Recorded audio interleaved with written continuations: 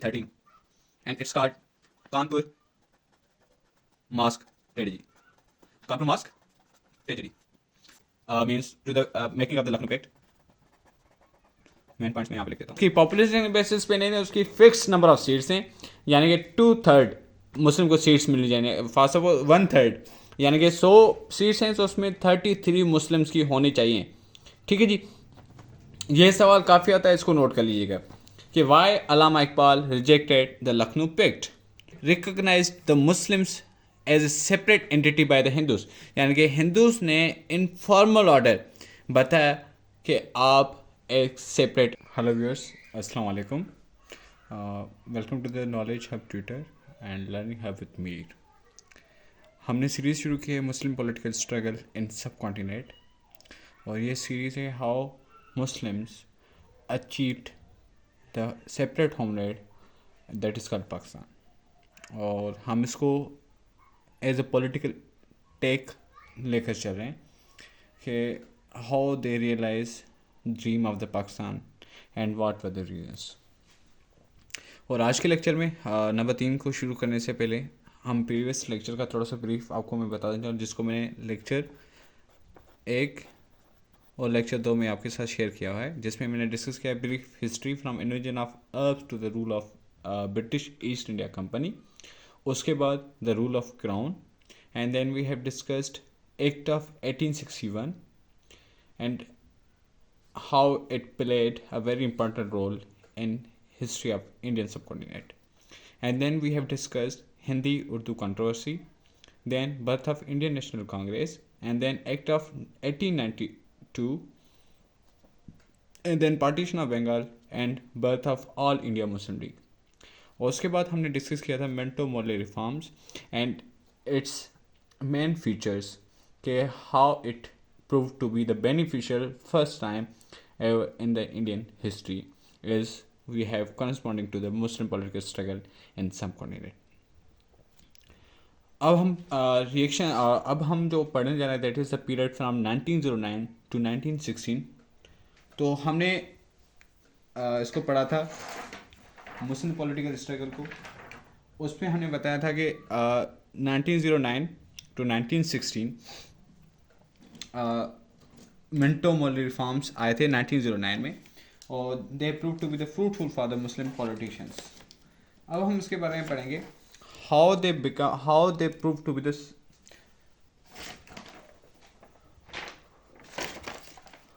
how they prove to be the beneficial for the Muslim political struggle.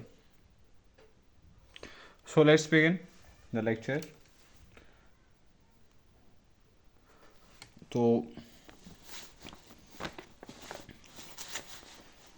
to dig into the deep, we first know what was the reaction of Indians on the Minto Moorle reforms.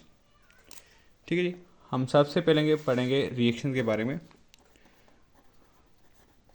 Reaction on Minto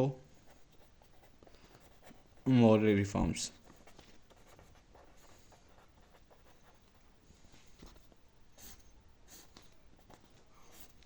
ठीक है जी, तो reaction के बारे में पढ़ते हैं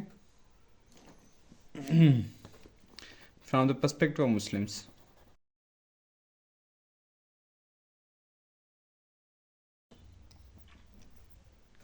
देखें, Muslims view regarding the Minto Moorle reforms was positive. They acclaimed the reforms, and the reason was the provision of separate electorates.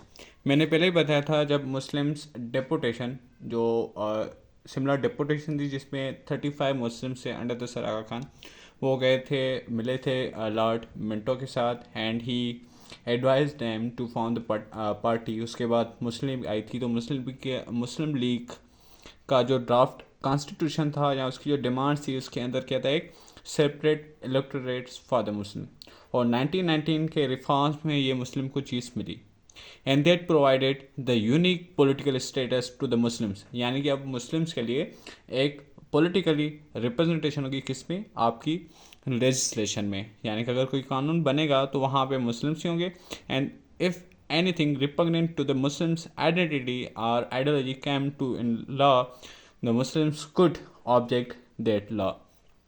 तो ये बड़ी अचीवमेंट थी मुस्लिम्स के लिए। और उसके साथ साथ एक चीज़ नोट करेगा जो काफ़ी कबार एमसीक्यूज़ में आती है, वो ये है कि जिन्ना साहब कब इम्पीरियल लेजिस्लेटिव काउंसिल, जो मैंने पहले बताया था कि जो आपका गवर्नर जनरल था या वाइसरॉय था, उसकी दो काउंसिल थी, एक एग्जीक्यूटिव काउंसिल थी, एक लेजिस्लेटिव काउंसिल थी। तो जिन्ना साहब इम्पीरियल लेजिस्लेटिव काउंसिल के जो मेंबर बने वो 1909 में बने, एंड उन्होंने इम्पीरियल लेजिस्लेटिव काउंसिल से रिज़ाइन किया इन 1919। अब क्यों रिज़ाइन किया, व्हाट वाज द रीज़न, ये हम आगे वाले लेक्चर्स में पढ़ेंगे। लेकिन आपके लिए ये क्वेश्चन है कि जिन्ना साहब ने इंडियन नेशनल कांग्रेस ज्वाइन की थी, अगर की थी तो कब ज्वाइन की थी। काइंडली इस सवाल का जवाब आप कमेंट में दे दीजिएगा। तो उसके अलावा अगर हम कांग्रेस के रिएक्शन की बात करें तो कांग्रेस वाज फुली डिसअपॉइंटेड, ठीक है जी, क्योंकि उन्होंने देखा कि ब्रिटिश, क्योंकि 1905 के बाद कांग्रेस की एक ही डिमांड थी कि पार्टीशन ऑफ बंगाल को एनल किया जाए, उसके साथ साथ स्वराज यानी कि सेल्फ रूल इन इंडिया को इंट्रोड्यूस करवाया जाए, और secretary of state of India का जो ओहदा है उसको रिमूव किया जाए। उसके साथ साथ there should be no separate electorates, and क्यों, क्योंकि उनके ख्याल में, कांग्रेस के ख्याल में, that was the division of India. तो कांग्रेस वाज डिसअपॉइंटेड, और इस वाली चीज़ को ब्रिटिश इग्नोर नहीं कर सकते थे, क्योंकि अगर आपके मुल्क में एक पार्टी बड़ी हो and it continuously resist your reforms, तो आप उसको कुछ ना कुछ करेंगे ताकि वो पेसिफाई हो जाए, ताकि वो ठंडी हो जाए। तो what did the British do, किसके लिए, कांग्रेस को पेसिफाई करने के लिए। अब इस चीज़ को जानने के लिए हिस्ट्री में हम जाएंगे। Then comes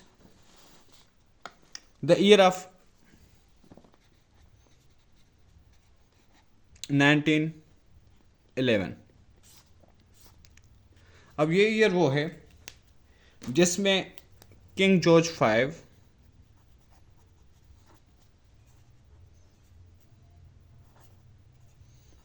became king,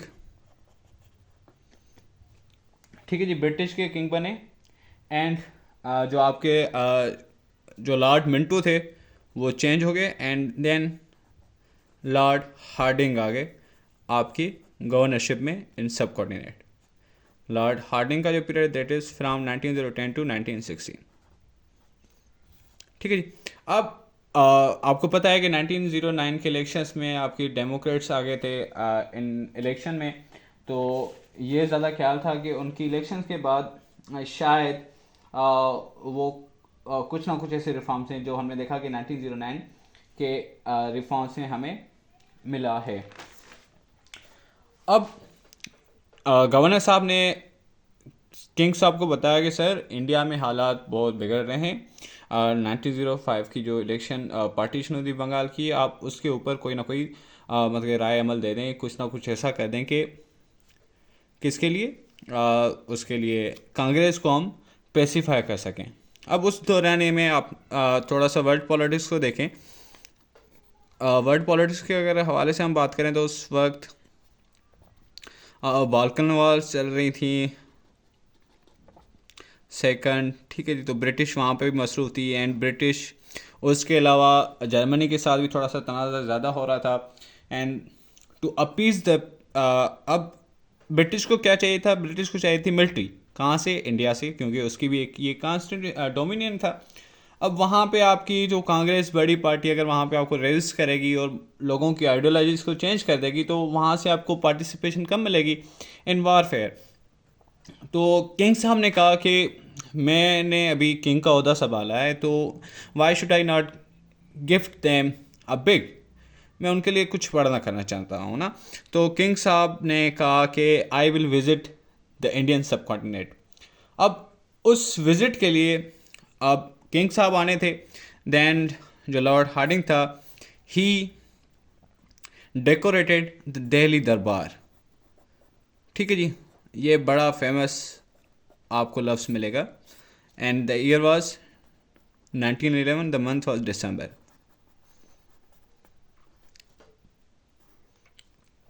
king साहब दिल्ली दरबार में आने थे और इन्होंने बड़े बड़े डिसीजन करने थे। The Indian politicians were all alert.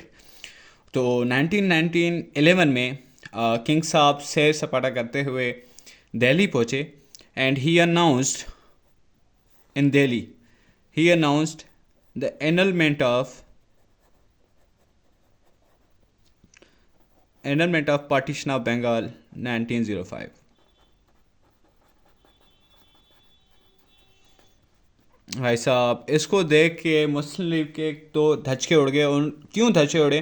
क्योंकि दे थॉट कि भाई ब्रिटिश के लिए कांग्रेस इतनी इंपॉर्टेंस नहीं रखती, we are the party now, हमारे लिए भी कोई इम्पोर्टेंस है। लेकिन आफ्टर द 6 ईयर्स ब्रिटिश के लिए पहली चीज़ थी, ब्रिटिश ने एक चीज़ इंट्रोड्यूस करवाई थी और उसके ऊपर वो हट गए थे पीछे due to the pressure of Congress. तो that was very interesting in the political struggle of the Muslims as well as Indians in the subcontinent. अब ब्रिटिश ने बात मानना शुरू कर दी किसकी? कांग्रेस की। उन्होंने रिफॉर्म्स दिए लेकिन रिफॉर्म से पीछे हट गए। अब दिल्ली दरबार लगी। और दूसरी चीज़ क्या थी मुस्लिम्स के लिए? That was a shifting of capital. वो क्या था? From Calcutta to Delhi, the hub of Indian national Congress. दूसरा झटका मुस्लिम को ये मिला। उन्होंने कहा कैपिटल अगर इंडियन नेशनल कांग्रेस के ही हब में है तो वहाँ पे जो भी इंतजामिया की एडमिनिस्ट्रेशन होगी या रजिस्ट्रेशन होगी, the Indian national Congress will be kept in abreast very thoroughly. और मुस्लिम की जो आपका हब था मुस्लिम का, वो था अलीगढ़, इतना दूर। तो both the developments, annulment of partition of Bengal as well as shifting of capital from Calcutta to Delhi proved to be the detrimental to the Muslim League politics। अब इसके ऊपर क्या हुआ?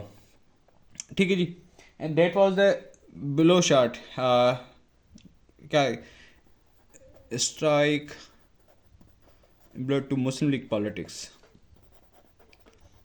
अब इसका असर कैसे मालूम कि वाकई मुस्लिम लीग की पॉलिटिक्स को इसके ऊपर बड़ा धचका पड़ा? फर्स्ट वन वाज दैट नवाब सलीमुल्लाह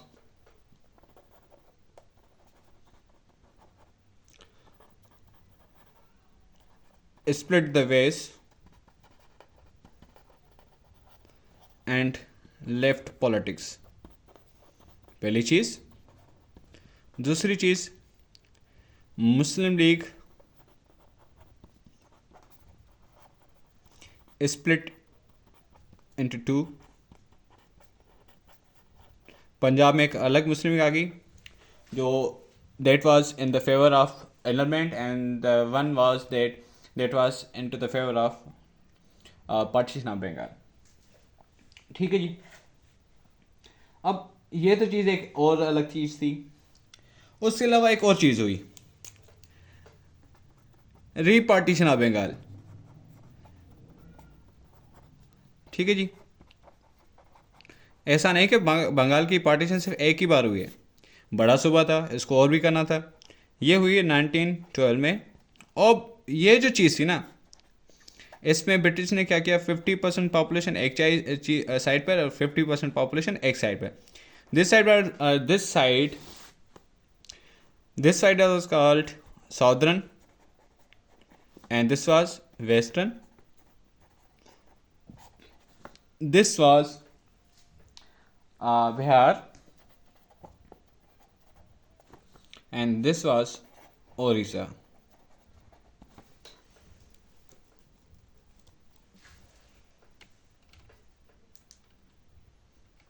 ठीक है जी। This was Odisha, this was Bihar. अब यहाँ पे क्या डेवलपमेंट है? यहाँ पे डेवलपमेंट द टोटल पॉपुलेशन में से 90% पॉपुलेशन दोनों सूबों में मिला के हिंदूज की थी। Means the vote bank of Indian national Congress. ठीक है जी। इतनी बड़ी डेवलपमेंट। तो मुस्लिम लीग ने जान लिया कि भाई हम कांग्रेस के बगैर तो नहीं चल सकते, क्योंकि ब्रिटिश ने हमारी बात मानी लेकिन उसके बाद उन्होंने ऐसी चीज़ कर दी कि हमारे पास सेपरेट इलेक्टोरेट्स का कोई फ़ायदा ही नहीं है। हमें जो सेपरेट इलेक्टोरेट्स का फ़ायदा होना था वो सेपरेट तो एक अलग चीज़ थी, हमें कम्युलेटिव फ़ायदा होना था इस जगह से। क्योंकि जो मुस्लिम थे वो एज वेल एज किसी और सीट पे भी खड़े हो सकते थे, वो वोट हासिल कर सकते थे अगर उनके पास वोट बैंक अच्छा होता। तो यहाँ पे मुस्लिम लीग दो ग्रुपों में बढ़ गई। अब यहाँ पे उन्होंने सोचना शुरू कर दिया कि हम कांग्रेस के साथ थोड़ा सा मिलके चलते हैं। तो यहाँ पे हकीम अजमल साहब ने लीग की लीडरशिप को लेटर लिखा कि you should tie not with Indian national Congress, यानी कि आप इंडियन नेशनल कांग्रेस के साथ अपने मामला ठीक कर दें ताकि हम ब्रिटिश के ऊपर एक मतलब के फोर्स डाल सकें और कम्युलेटिवली अपनी भलाई के लिए कुछ ना कुछ हासिल कर सकें। Now comes the next part, the year of 1913। देखें हम सीरीज़ के साथ चल रहे हैं। हमने 1911 के वाक़यात आपके साथ शेयर किए, 1912 के मैंने वाक़यात आपके साथ शेयर किए।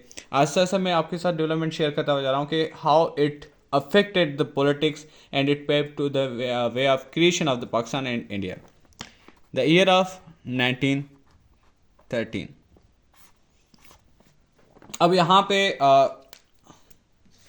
क्या हुआ कि वर्ल्ड पॉलिटिक्स की अगर बात करें, हम इसको तो नहीं छोड़ सकते ना, क्योंकि ब्रिटिश जो इंडिया में था वो तो पूरी दुनिया में भी था ना।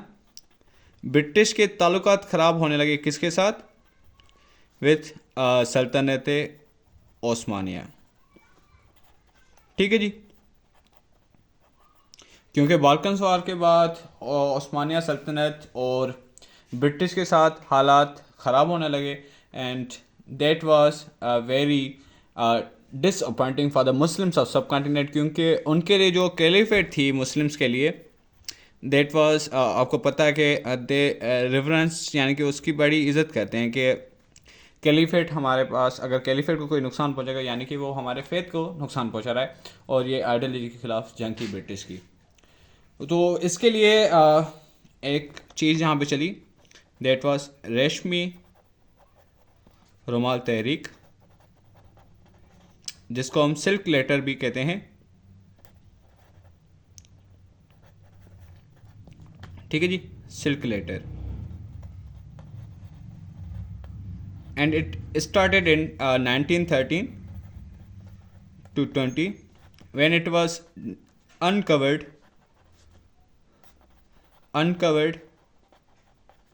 by Punjab CID। ये बड़ा क्वेश्चन आता है, ठीक है जी, FPSC वगैरह के वन पेपर MCQs में, कि रेशमी रुमाल तहरीक को किसने अनकवर किया and who was the pioneer of Reshmi Rumal Tehreek, and they were Ubaidullah Sindhi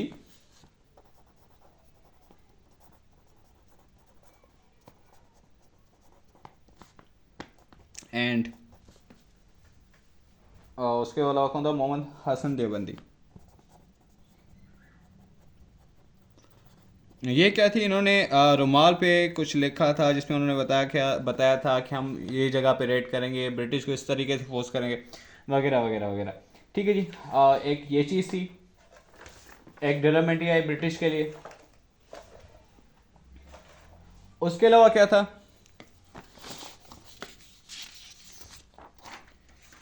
क्योंकि हकीम अजमल साहब ने कहा था कि आप मामला ठीक करें किसके साथ? इंडियन नेशनल कांग्रेस के साथ। तो उसके लिए क्या करना था हमें? मैंने पहले ही बताया था कि जब changing in Muslim League politics,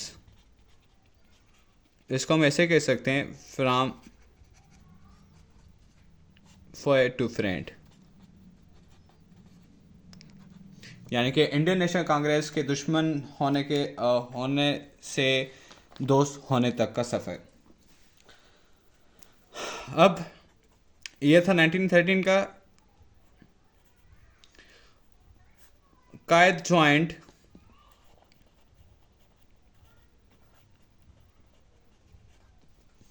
all India Muslim League, और याद रहिएगा कायद-ए-आज़म ने जब ऑल इंडिया मुस्लिम लीग ज्वाइन की थी तब तक वो इंडियन नेशनल कांग्रेस के मेंबर भी थे।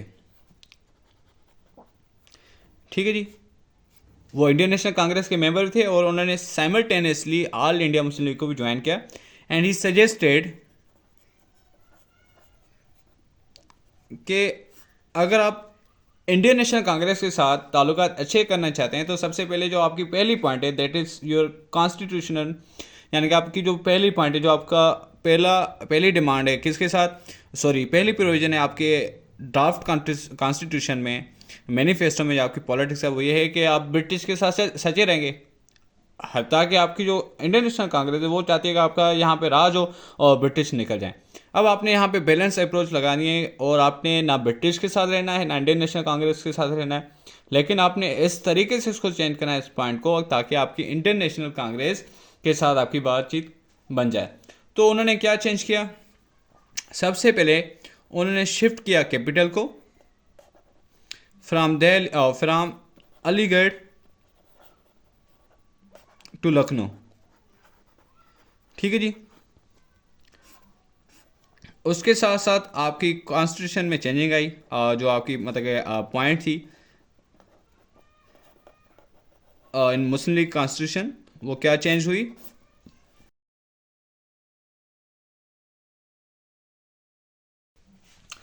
पॉइंट चेंज हुई। The resolution were made on 22 March 1913 that the Muslim League wants to attain the self-rule suitable to India under the British Crown through the Constitution mean। अब यहाँ पे देखें, self rule Indian national Congress की demand थी, and this word specified the Indian National Congress reaction towards Muslim League, and this thing under the British Crown still they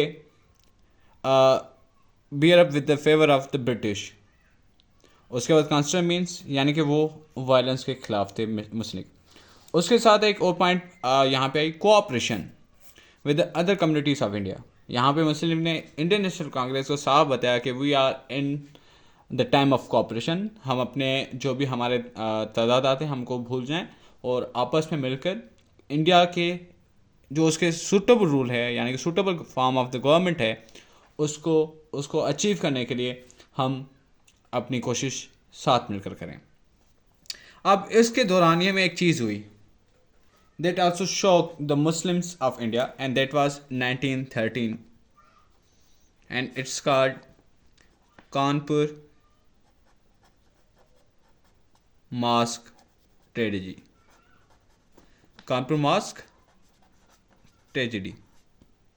अब इसमें क्या हुआ था, आपको पता है मैंने बताया था कि British were in action against the Ottoman empire, और उसके रिएक्शन में Muslims of India they protested in the Kanpur. तो वहाँ पे जो प्रोटेस्टर्स थे उनको डिस्पर्स करने के लिए ब्रिटिश फायर्ड, जो वहाँ पे ब्रिटिश लेफ्टिनेंट जनरल था, ए ऑर्डर्ड फायरिंग, जिसके नतीजे में जो आपके प्रोटेस्टर्स थे उसमें से आपके कमो पेश 20 शहीद हो गए और एटलीस्ट 250 इंजर्ड हुए, and the firing last for 15 minutes, जिसमें आपके 600 राउंड्स फायर किए गए। ठीक है जी। अब ये इवेंट कब हुई, that event was July 16 July 1913 में हुई। I am not confirm about the exact date of the Kanpur mosque tragedy. तो कानपुर मॉस्क ट्रेजेडी कब हुई थी, 1913। तो यह भी एक फैक्टर था मुस्लिम लीग को इंडियन नेशनल कांग्रेस के साथ मिलाने के लिए, और ब्रिटिश के लिए आपकी जो सोच थी वो तब्दील होने लगी। तो आपने सोच लिया कि ब्रिटिश आर्मीन हम इंडियन नेशनल कांग्रेस के साथ मिलकर चलते हैं। अब ये चीज़ होने लगी, एंड इसके साथ साथ एक और चीज़ हुई, that was the commencement of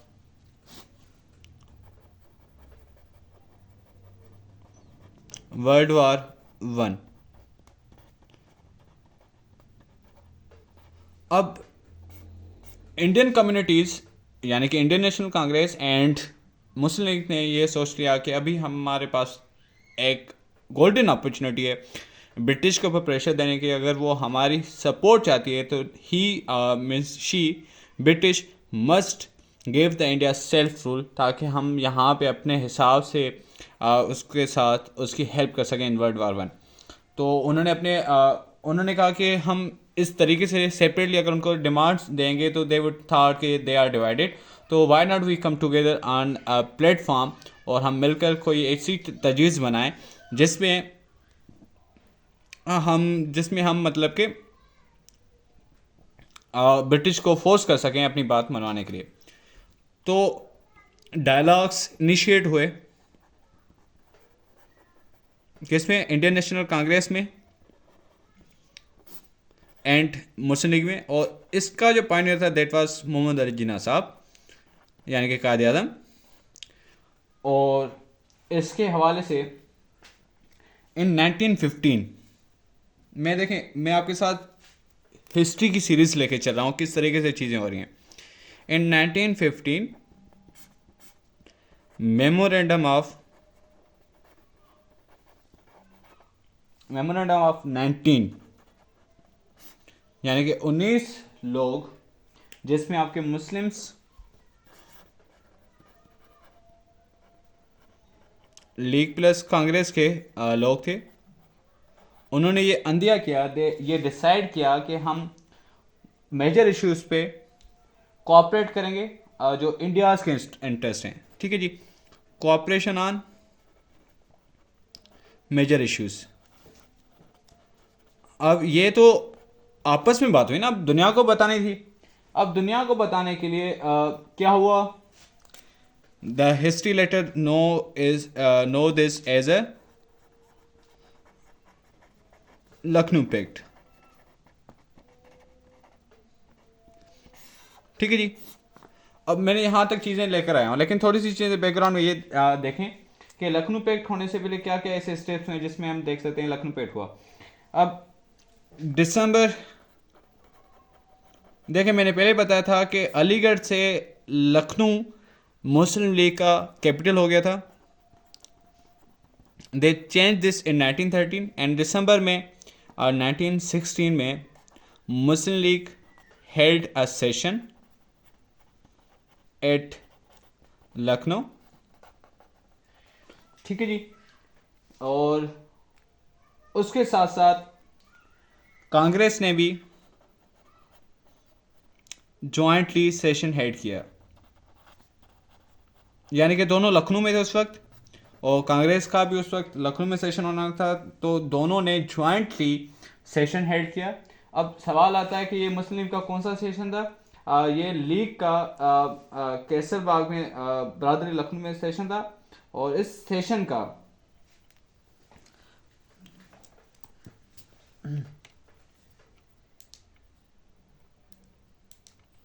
मैं कुछ चीज़ें यहाँ पे ऐड करता हुआ जा रहा हूँ, main points regarding the means to the making of the Lucknow pact. Main points मैं यहाँ पे लिख देता हूँ।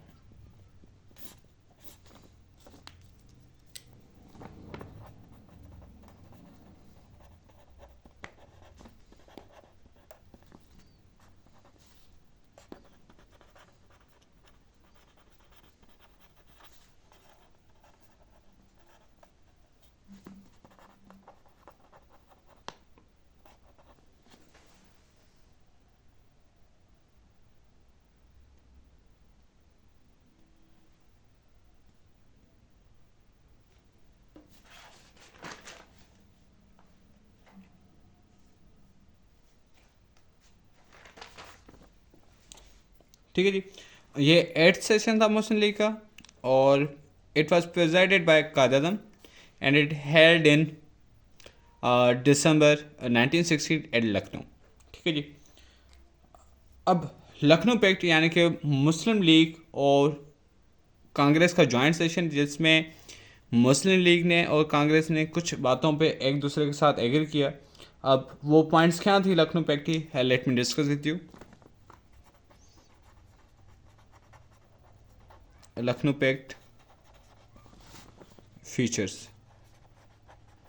Sorry points. ठीक है जी, तो इसको लिखते हैं यहाँ पे। मैं क्विकली ये इसको लिखता जाता हूँ ताकि आपको चीज़ें समझ में आ जाए।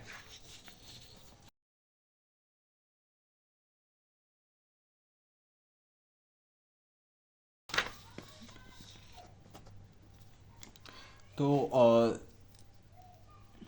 these are the main points of the Lucknow pact. सबसे पहले जो पॉइंट डिस्कस की गई वो थी regarding the legislative council of the provinces. आपको पता है कि गवर्नर जनरल काउंसिल के अंडर में काम करती थी executive as well as legislative council, और उसके साथ साथ आपके लेफ्टिनेंट गवर्नर्स थे, और लेफ्टिनेंट गवर्नर्स के अंदर आपकी जो काउंसिल होती थी दैट वाज लेजिस्लेटिव काउंसिल। अब पहले कितने मेंबर्स थे हमने उसको डिस्कस किया हुआ है। तो अभी लेजिस्लेटिव काउंसिल में द इंडियंस सेड, पहले कितने मेंबर थे? फर्स्ट इट वाज 40 and 60%, यानी कि जो आपके नॉन ऑफिशियल्स थे, जो आपके नॉन इलेक्टेड थे, that would be the British, और उसके साथ आपके 40% इंडियंस थे। अब इंडियंस में लाजिम नहीं था कि आपके वो इंडियंस ही होते, आपके ब्रिटिश भी हो सकते जो इंडिया में मुस्तकिल रह रहे थे। Now the Lucknow pact demanded that आपकी जो इंडियन प्रोविंशियल लेजिस्लेटिव काउंसिल होगी उसके अंदर 4/5 यानी कि at least 80% would be elected and the tenure will be the 5 years, और आपके वो इंडियंस होंगे। उसके साथ आपके 1/5 यानी कि 20% वो दी नॉमिनेटेड मेंबर्स। और इन्होंने बताया था कि जो आपकी जो लेजिस्लेटिव काउंसिल होगी वो उसके अंदर कितने मेंबर्स होंगे? मेजर एरियाज़ में आपके 125 मेंबर्स होंगे, और माइनर एरियाज़ जहाँ पे पॉपुलेशन कम है वहाँ पे 50 to 75 मेंबर्स होंगे लेजिस्लेटिव काउंसिल के प्रोविंशियल।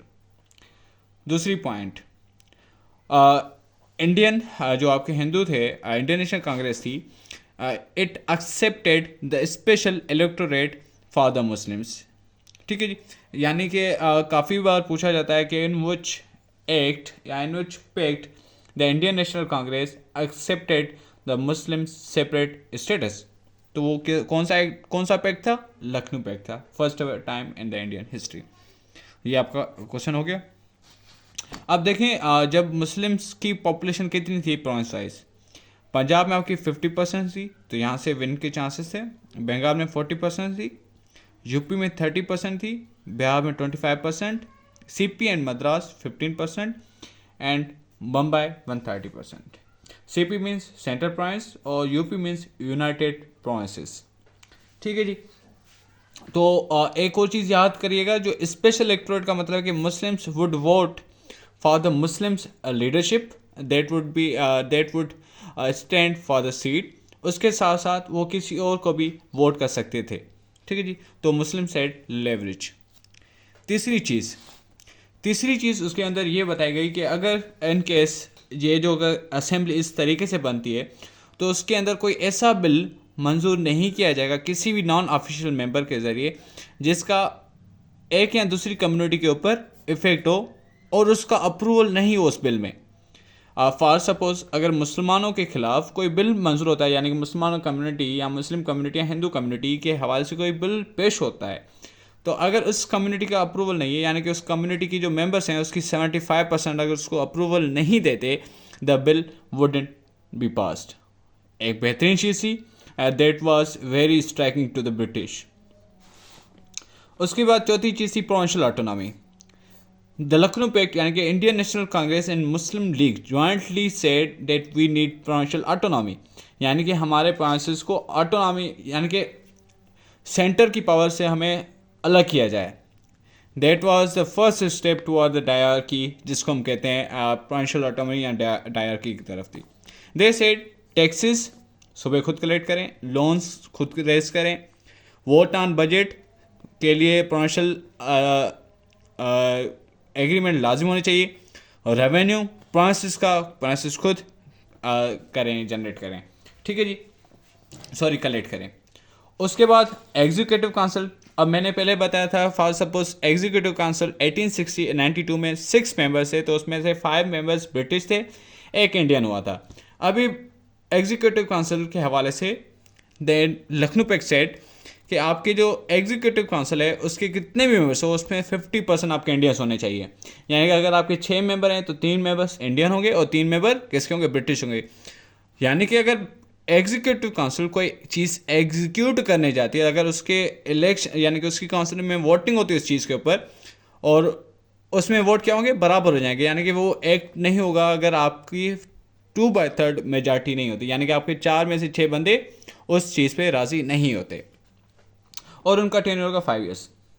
एक छठी चीज़ आई तहरीकल इत्तवा, यानी कि जो इंडियंस होंगे यानी कि जो आपकी असेंबली है वो खुद ही मोशन को बुला सकती है, यानी कि मोशन पेश कर सकती है, प्रेजेंट कर सकती है, उसको एजेंट कर सकती है। तो that was to be mean to strength in the assembly powers in Indian subcontinent. उसके अलावा एक चीज़ थी separate seats for Muslims. Special electoral बात होगी, अब यहाँ पे सेपरेट सीट्स फॉर मुस्लिम, इस पॉइंट को अल्लामा इकबाल ने रिजेक्ट किया था और इसकी बेसिस की वजह से अल्लामा इकबाल ने लखनऊ पैक्ट को ही रिजेक्ट कर दिया था। अब इस पॉइंट की वजह क्या है, अब मैं बताता चलूँ। सेपरेट सीट्स फॉर मुस्लिम, इसका मतलब ये है कि मुस्लिम की जिस सूबे में जितनी भी उसकी पॉपुलेशन होगी उसके बेसिस पे उसको सीट्स मिलेंगी। फॉर सपोज अगर हम बात करें मुस्लिम्स की इस सूबे में 15% सीट्स हैं और 15% इसकी पॉपुलेशन है, ये एक बड़ा सूबा हो लेकिन इसके अंदर हिंदू की मेजॉरिटी हो और उसकी 15% सीट्स हों, तो मुस्लिम को क्या मिलेंगी, कुछ भी नहीं मिलेंगी, 1 या 2 सीट्स मिलेंगी, तो मुस्लिम को कोई तो फ़ायदा ही नहीं है। अगर उनकी पॉपुलेशन जिस सूबे में कम हो तो उसको फ़ायदा क्या सेपरेट इलेक्टोरेट्स का। ठीक है जी। तो अल्लामा इकबाल ने डेमोग्राफी ऑफ इंडियन सब कॉन्टिनेंट को देखते हुए कहा कि ये वाली जो चीज़ है, he said the Muslim must have to be the fixed number of seats. उसकी पॉपुलेशन के बेसिस पे नहीं है, उसकी फिक्स नंबर ऑफ सीट्स हैं, यानी कि 2/3 मुस्लिम को सीट्स मिल जाएंगे, फास्ट ऑफ 1/3, यानी कि 100 सीट्स हैं तो उसमें 33 मुस्लिम्स की होनी चाहिए। ठीक है जी। ये सवाल काफ़ी आता है, इसको नोट कर लीजिएगा कि why Allama Iqbal rejected the Lucknow pact.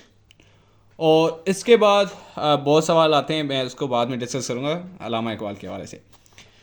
The Lucknow pact also decided that protection of Hindus and Muslim majority provinces, के मुस्लिम मेजॉरिटी प्रोविंसेस में हिंदूज को प्रोटेक्शन हासिल होगी।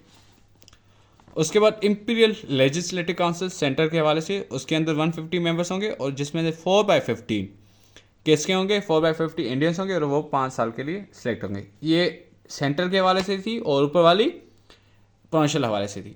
Separation of executive and judiciary, यानी कि जो आपका एग्जीक्यूटिव है और जुडिशरी है दोनों को सेपरेट किया जाए। इसका मतलब क्या है, सेपरेशन ऑफ पावर्स। ठीक है जी। काफ़ी कबार ये होता था उस वक्त के जो आपके डीसीज एंड एसीज होते थे वो कहीं भी लगा के कोर्ट लगा के भेज जाते थे और वहीं पे फैसले बता देते थे, तो ना उसमें अपील होती थी ना कुछ होता था। तो उन्होंने कहा कि भाई जो लॉ है यानी कि जो एग्जीक्यूटिव है that should be the executive and the judiciary that should be the judiciary and both should remain in the bounds. उसके बाद appointment of Indian governor general, ये बड़ी पॉइंट थी किसके लिए, ब्रिटिश के लिए। इंडियंस ने कहा कि गवर्नर जनरल कोई ब्रिटिश नहीं होना चाहिए क्योंकि उनको क्या पता हमारे क्या मसाइल हैं। गवर्नर जनरल इंडिया का ही होना चाहिए जिसके अंडर में ये असेंबलीज काम कर रही हों। ठीक है जी, ये पॉइंट्स थी लखनऊ पैक्ट के अंदर। उसके बाद लखनऊ पैक्ट में ये भी कहा गया कि सेक्रेटरी ऑफ स्टेट जो इंडिया का है उसकी जो सीट है वो यहाँ से तो तनख्वाह लेता है इंडिया से, लेकिन वो बैठता है ब्रिटिश पार्लियामेंट में लंदन, तो उसको यहाँ से तनख्वाह क्यों मिलनी चाहिए।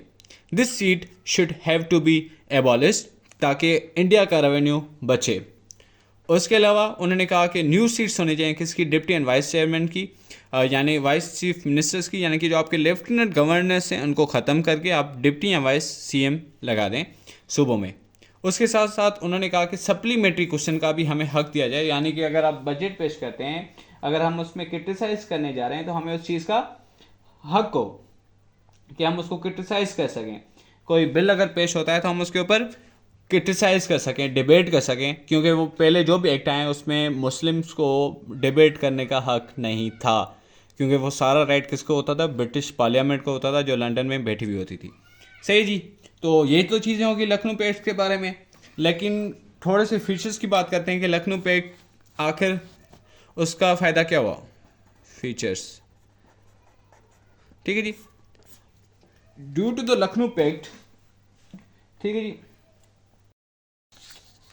फीचर्स ऑफ लखनऊ पैक्ट ये थे कि that it was the first jointly sponsored session with the help by the Indian National Congress and Muslim League, and it first time established the concept of self rule in India, क्योंकि उन्होंने कहा था कि Indian governor general होना चाहिए, Indian assemblies में ज़्यादा होने चाहिए, प्रोविंशियल ऑटोनॉमी ज़्यादा होनी चाहिए। तो it was the first step in written form to other Indian subcontinent by the Indian National Congress and Muslim League. Separately, it recognized the Muslims as a separate entity by the Hindus, यानी कि Hindus ने in formal order बताया कि आप एक separate entity हैं। उसके साथ साथ it created the political homogeneity. इस पैक्ट को पॉलिटिकल होमोजेनिटी इसलिए कहा जाता था कि Indian national Congress as well as Muslim League agreed on various points, जिसमें उनके कंट्रोवर्शियल पॉइंट्स थे, लेकिन उन्होंने एक पॉलिटिकल वे आउट के ज़रिए अपने जो आपके मसले थे उनको हल किया, और पॉलिटिकली एक प्लेटफॉर्म के खड़े होकर एक ऐसी पॉइंट्स थी जो ब्रिटिश के लिए बड़ी धमाके खेज थी। उसके साथ साथ the title of ambassador of Hindu Muslim unity by sir Sarojini Naidu was conferred upon the Quaid-e Azam, क्योंकि कायदे आज़म ही वो शख्स था जिसने इंडियन नेशनल कांग्रेस और मुस्लिम लीग को एक जगह पे खड़ा किया और उन दोनों के ज़रिए ब्रिटिश के ऊपर इतना फोर्स दिया ताकि वो ऐसे रिफॉर्म्स लाए इंडिया में that would pay the way towards the self rule या attainment of self rule in Indian subcontinent, और इनडायरेक्टली आपके इंडियंस को ही फ़ायदा हो, जिसमें आपके मुस्लिम्स भी हैं और आपके हिंदूज भी हैं और बाकी कम्युनिटीज़ भी थी। एक और चीज़ नोट करेगा, सरोजिनी नायडू को नाइट एंगल ऑफ इंडिया भी कहा जाता है, क्योंकि ये पोइटिस भी थी और ये पॉलिटिशियन भी थी, ठीक है जी। और इसके साथ साथ अब जो नेक्स्ट लेक्चर होगा उसमें हम देखेंगे आया इन पॉइंट्स का ब्रिटिश के ऊपर कोई असर पड़ा या ब्रिटिश के ऊपर कोई असर नहीं पड़ा, क्या ऐसे रिफॉर्म्स आए जिसमें इन पॉइंट्स के ऊपर ब्रिटिश ने कुछ दिया हो इंडियंस को, या बस ये लखनऊ पैक्ट ऐसे ही था, ब्रिटिश को कोई जूं की तू नहीं हुई, उन्होंने बस ऐसे इग्नोर कर दिया, या ब्रिटिश को इंडियन पॉलिटिक्स का एहसास हुआ कि Indian politics is very very growing और वो कुछ भी कर सकती है, क्योंकि उस वक्त माहौल था जंग का 1940 से 1919 में, जब ब्रिटिश को बड़े सेटबैक्स मिल रहे थे जर्मन से। तो in our next lecture we will all discuss these situations, और हम कुछ चीज़ें देखेंगे और रिफॉर्म्स देखेंगे जो ब्रिटिश 1919 में दिए, और उसका लाएमल देखेंगे, उसके बाद रिएक्शंस देखेंगे। तो जुड़े रहिएगा हमारे चैनल के साथ, इंशाल्लाह आपको हम हिस्ट्री इस तरीके से पढ़ेंगे ताकि आपको चीज़ें काफ़ी याद हों। Thank you very much, see you in the next video. अल्लाह हाफिज़।